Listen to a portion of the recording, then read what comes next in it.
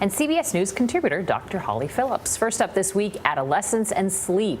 The country's largest group of pediatricians says many of our kids need to start school later in the morning. John? Vanita, this new report by the American Academy of Pediatrics points out that middle and high school students who don't get enough sleep can suffer physical and mental problems.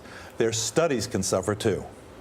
The new school year in Warrington, Virginia means an early start time for 16-year-old Kaya Olson. Classes here begin at 7:30 a.m. We all showed up to school on the first day and all complained about how tired we were as soon as we walked in the door. Only 13% of high school students get the optimal amount of sleep. That's 8.5 to 9.5 hours. The American Academy of Pediatrics believes this contributes to obesity, high blood pressure, and depression. Dr. Judith Owens is the lead author of the policy statement.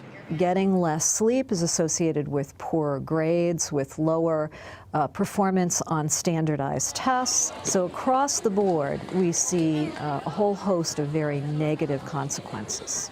The advisory panel suggests middle and high schools start their day no earlier than 8:30 a.m.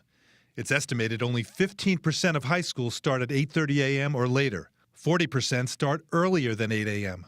We asked Kaya to keep a video diary documenting her struggles to get to sleep and wake up. It's 6 a.m.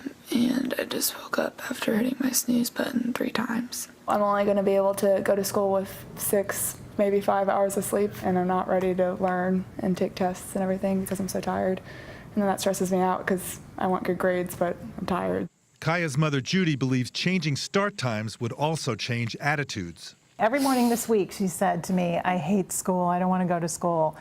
I don't think it's school that they hate. I think they hate getting up and getting out the door before 7 o'clock in the morning. So it's not just fatigue, there's some medical consequences here. Right, we heard about all the medical consequences in the piece, and it wasn't just obesity and depression, high blood pressure, and not doing well in school, but things like increased infections, not to mention crankiness, which I think we all see. And I think the thinking about sleeping has really changed. It's very interesting. We used to think you just sort of turned off, maybe you did some dreaming, that did something.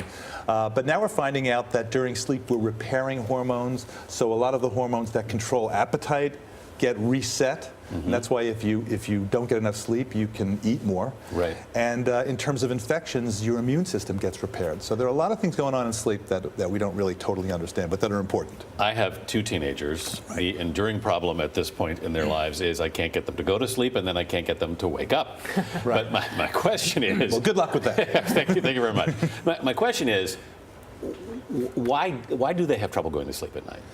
Lots of things, but one of them that's physiologic is that when you hit puberty, you actually, your circadian rhythm, your biological clock changes, and you naturally go to bed later. Now, in addition to that, you have things like screen use. So we've learned now that the light coming from these electronic devices can inhibit melatonin, which is a hormone made in the brain that helps you go to sleep.